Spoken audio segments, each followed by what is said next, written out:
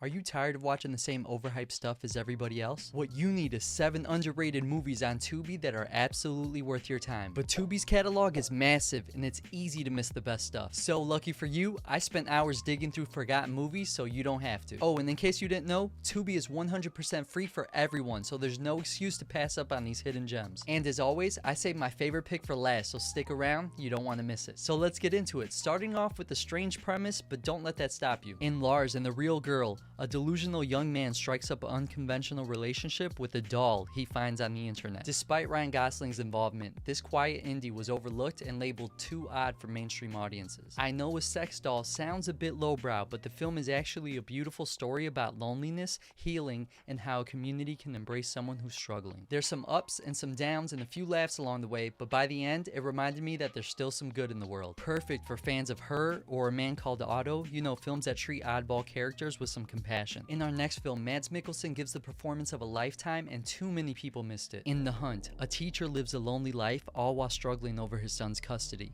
His life slowly gets better as he finds love and receives good news from his son, but his new luck is about to be brutally shattered by a not so innocent little lie. This Danish film was nominated for an Oscar, but it's still kind of unknown in the US due to limited international distribution. It's a gut-wrenching look at how a single accusation can unravel a life. You'll feel outraged, heartbroken, you'll question everything, but you won't be able to look away. Good for fans of movies like Prisoners or Doubt, stories where the truth is murky and trust is everything. Next up is a movie that hits harder than most dramas, but unfortunately it's a little bit too real. 99 Homes is the story of a recently unemployed single father who struggles to get back his foreclosed home by working for the real estate broker who is the source of his frustration. It came out during the flood of post-recession films and it was overshadowed by bigger post-recession hits like The Big Short. Andrew Garfield and Michael Shannon are incredible in this tense, morally complex drama about evictions and desperation. It feels like you're watching something urgently important. Every struggle and emotion the characters go through just hits you with full force. I love to think of this film as part of a trilogy.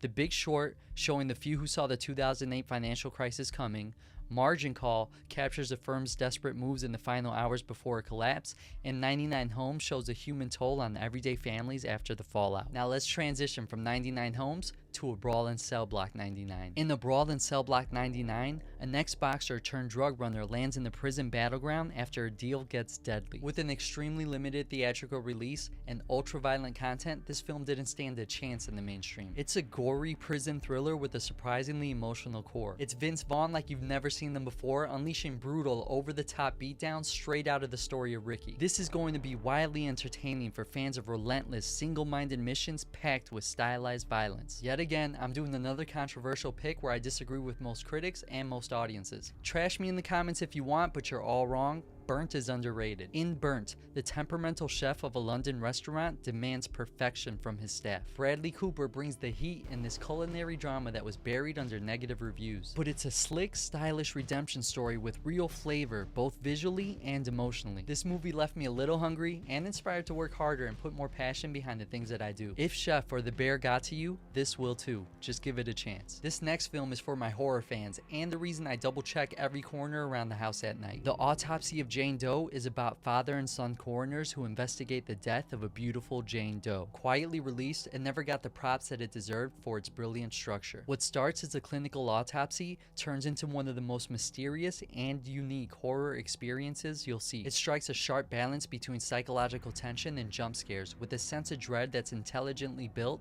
and lingers long after the credits roll. Definitely one of the better horror films made in the past 10 years and a fun mystery to unravel. And now we've arrived at my favorite movie on this list, a gripping crime drama that's quietly grown into a subcultural phenomenon over the years. Paid in Full is the story of Ace, who rises up in the Harlem drug trade while battling rivals conspiring to bring about his downfall. It didn't make a splash with mainstream critics or box office charts, but in time became a cult staple for hip-hop and urban culture. It's been referenced endlessly on songs, interviews, and fashions, but it still rarely shows up on any best crime movie lists. Mekhi Phifer and Wood Harris deliver grounded, emotionally charged roles, but Cameron steals several scenes for me with an unfiltered, magnetic performance. Growing up in the Rockefeller era made this movie unavoidable for me and my friends, and I still find myself quoting this movie all the time. It's easy to try to dismiss it as genre fluff, but beneath that, it's layered with commentary on loyalty, money, and ambition, and it holds a special nostalgic place in my heart. If true crime stories or rap culture hooked you, paid in full is essential viewing. There you have it, 7 free underrated movies streaming on Tubi for you to watch at home. Which of these movies have you already seen, or which one are you watching next? Let everybody know in the comments. And if you love movies like I do, join the MovieSnacks community by subscribing so you don't miss a thing. And as always, thank you for watching, and until next time.